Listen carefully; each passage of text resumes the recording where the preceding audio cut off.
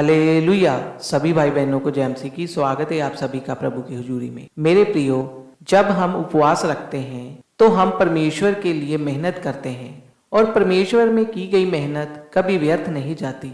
और जब आप उपवास रखकर परमेश्वर से कुछ मांगते हो या परमेश्वर के आगे जाते हो तो परमेश्वर खुश होता है, क्योंकि हम उपवास केवल परमेश्वर के लिए ही रखते हैं और तब हम परमेश्वर से जो भी मांगते हैं वो पूरा होता है। हमारा उपवास परमेश्वर के प्रति हमारे प्यार को दर्शाता है। जब हम बाइबल में एस्तर के बारे में पढ़ते हैं तो लिखा है कि जब एस्तर को पता चला कि अब मेरी सारी यहूदी जाति खत्म होने वाली है तो उसने 3 दिन रात के रोजे रखे और परमेश्वर को पुकारा।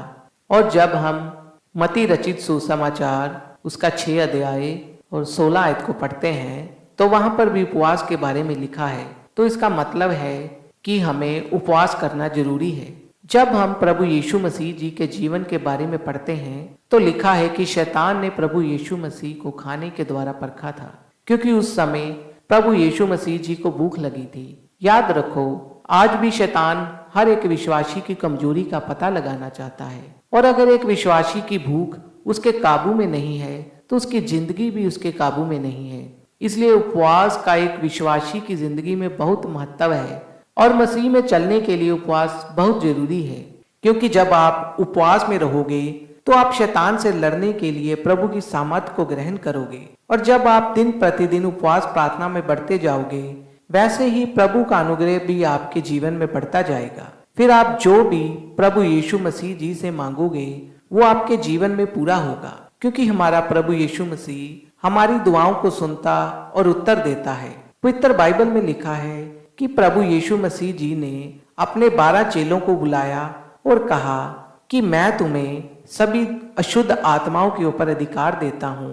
बीमारों को चंगा करो, अशुद्ध आत्माओं को निकालो और मुर्दों को जिंदा करो।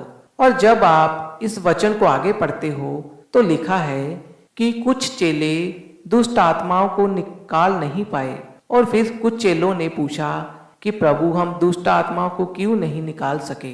तो प्रभु यीशु मसीह जी ने कहा, कुछ आत्माएं उपवास के बिना नहीं जाती, और इसी तरह कुछ आपकी भी मुसीबतें और बंधन बिना उपवास के नहीं जाते। जब हम एस्तर के उपवास रखने के बारे में पढ़ते हैं तो लिखा है कि एस्तर ने अपने भाई मर्दक्याई को कहा कि जब राजा राजभवन के आंगन में होगा तो वहां जाना मुश्किल है, केवल वही अंदर जा सकता है जिसकी तरफ राजा राजदंड बढ़ाएगा, और अगर कोई राजा की आज्ञा के बिना वहां जाएगा तो वह मारा जाएगा, क्योंकि ये एक नियम था। लेकिन जब एस्तर 3 दिन रात के उपवास के बाद राजा के पास गई तो राजा ने राजदंड उसकी तरफ कर दिया और वह अंदर आ गई।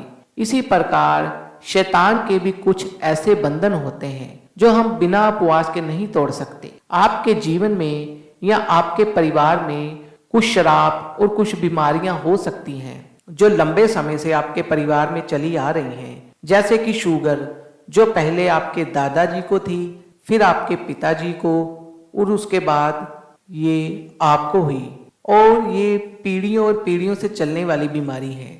और ये एक तरह का श्राप है जो आप उपवास प्रार्थना की समर्थ के द्वारा ही तोड़ सकते हो। इसलिए आज आपको उपवास के महत्व को समझने की जरूरत है। अगर आप प्रतिफल चाहते हो तो आपको अपने शरीर पर काबू करना पड़ेगा। आपको परमेश्वर के वचनों के ऊपर चलना और उपवास रखना है। आपके जीवन में शैतान के बंधनों को तोड़ेगा। परमेश्वर आपको इस वचन के द्वारा आशीष और बरकत दे। आमीन।